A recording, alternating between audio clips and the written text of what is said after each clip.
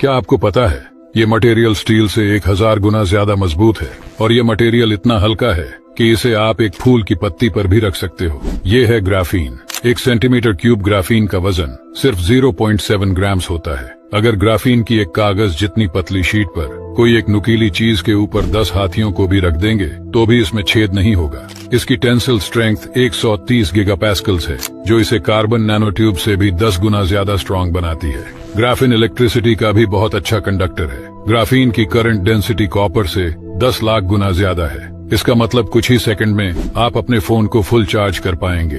अगर ग्राफीन का एक फिल्टर बनाया जाए तो वो समुद्र के खारे पानी को पीने लायक पानी में बदल सकता है। अगर ग्राफीन से कंप्यूटर के प्रोसेसर बनाया जाए तो वो आज की सिलिकॉन प्रोसेसर से 100 गुना ज्यादा फास्ट होंगे। ग्राफीन एक ऐसा मटेरियल है जो एक सिंगल कार्बन एटम से बनता है। इसकी खोज 2004 में पहली बार की गई थी।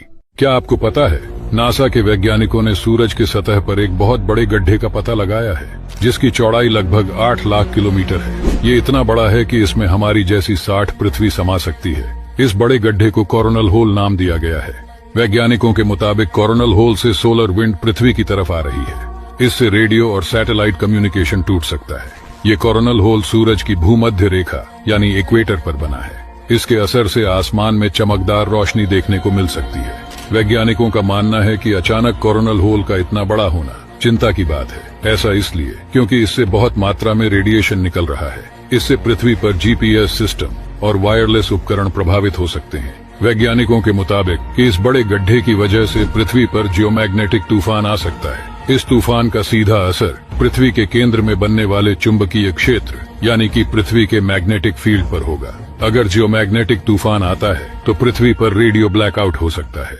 यह है एक सुपर कंडक्टर। यदि हम कई सारे मैग्नेट को मिलाकर एक सर्कल बनाते हैं और उसके ऊपर एक सुपर कंडक्टर रखते हैं और उसे मूव करते हैं, तब ये मैग्नेटिक फील्ड लाइंस को एक्सपेल करता है, जिसके कारण ये इन सभी मैग्नेट्स पर लेविटेशन करने लगता है, यानी कि लगातार चलते रहता है। इसे ही साइंस की भाषा में क्वांटम लेविटेशन कहते हैं। ये सुपर कंडक्टर तब तक चलता रहेगा जब तक इसका टेम्परेचर ठंडे से गर्म न हो जाए। अगर आने वाले भविष्य में इसका इस्तेमाल बड़े लेवल पर किया जाए तो इसके जरिए लेविटेटिंग कार्स और हाई स्पीड ट्रेन भी बनाई जा सकती है। अगर आप ऐसे ही साइंस में दिलचस्पी रखते हैं तो हमारे साथ जुड़े रहिए।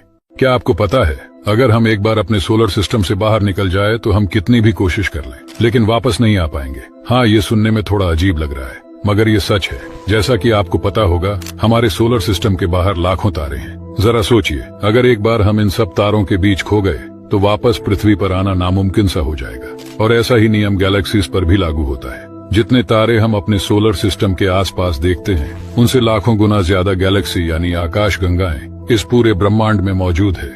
और अगर मल्टीवर्स थ्योरी सच हुआ तो न जाने ऐसे कितने ब्रह्मांड एग्जिस्ट करते होंगे। हम सभी एक पृथ्वी नामक यान पर बैठ के इस अंधेरे से भरे ब्रह्मांड में सफर कर रहे हैं जिसका कोई अंत नहीं है। अगर अंत है तो सिर्फ जीवन का। और आपका इस पर क्या राय है, कमेंट्स में बताइएगा जरूर। क्या आपने आसमान में जाते हुए इस तारों की रेल को देखा है जो कि बिल्कुल एक लाइन में सीधी चलती दिखाई देती है? जब कुछ लोगों ने इसको देखा तो वे हैरान रह गए। किसी ने इसको एलियन बताया तो किसी ने यूएफओ।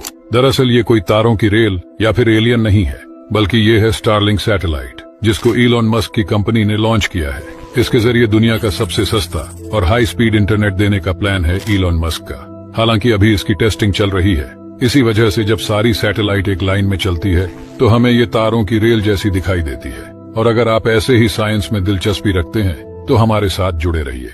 क्या आपको पता है इंटरनेशनल स्पेस स्टेशन में रहने वाले एस्ट्रोनॉट्स जब स्पेस में होते हैं तो उनका कद 3% तक बढ़ जाता है। यानी एक 6 फुट का इंसान ISS में 2 इंच लंबा होकर 6 फुट 2 इंच का हो जाता है। रिसर्च के मुताबिक जब किसी इंसान के स्पाइन पर पृथ्वी की ग्रेविटी का असर नहीं पड़ता तो वो एक्सपैंड हो जाती है, जिसकी वजह से एस्ट्रोनॉट्स का कद पृथ्वी पर आते आते बड़ा हो जाता है। पर ये इफेक्ट ज्यादा वक्त तक नहीं रहता।